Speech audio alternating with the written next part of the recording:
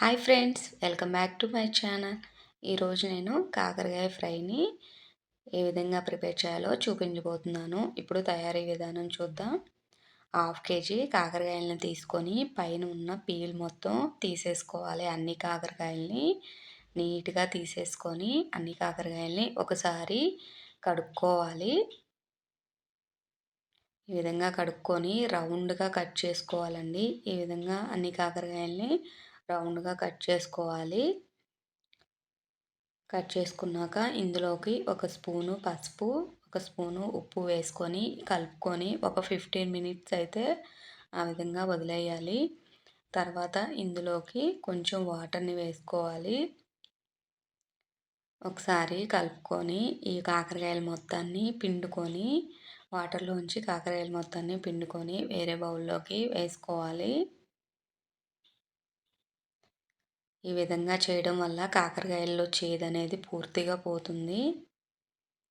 ఈ విధంగా పిండుకున్నాక స్టవ్ మీద ఒక ప్యాన్ తీసుకొని అందులోకి కాకరకాయ ఫ్రైకి కొంచెం ఎక్కువగానే పట్టిద్దండి ఆయిల్ వేసుకొని ఈ కాకరకాయ ముక్కలన్నింటినీ వేసుకొని గ్యాస్ మీడియం ఫ్లేమ్లో పెట్టుకొని ఒక 15 to 20 మినిట్స్ వీటిని ఫ్రై అయ్యేంత వరకు ఫ్రై చేసుకోవాలి.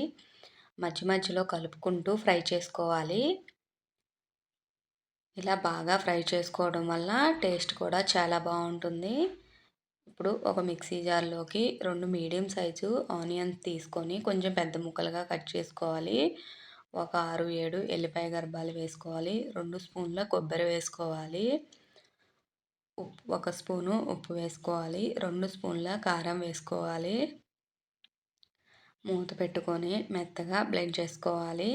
ఈ కాకరకాయల్ని మనం 2 వైపులా కాలేటట్టు చూసుకోవాలండి కలుపుకుంటూ, లేకుంటే ఒకవైపు పచ్చిగా ఉంటాయి.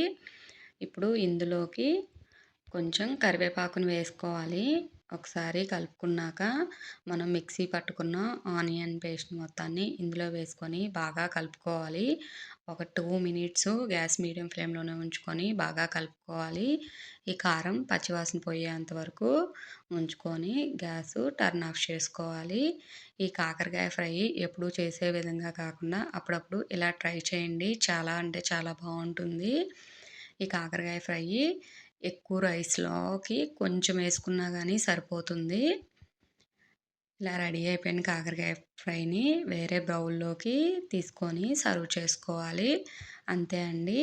ఈ కాకరకాయ ఫ్రై వేడివేడి అన్నంలోకి చాలా బాగుంటుంది. మీరు కూడా ఒకసారి ఈ విధంగా ట్రై చేసి ఎలా వచ్చిందో నా కామెంట్ బాక్స్లో కామెంట్ చేయండి. ఈ వీడియో నచ్చితే please like, share and subscribe.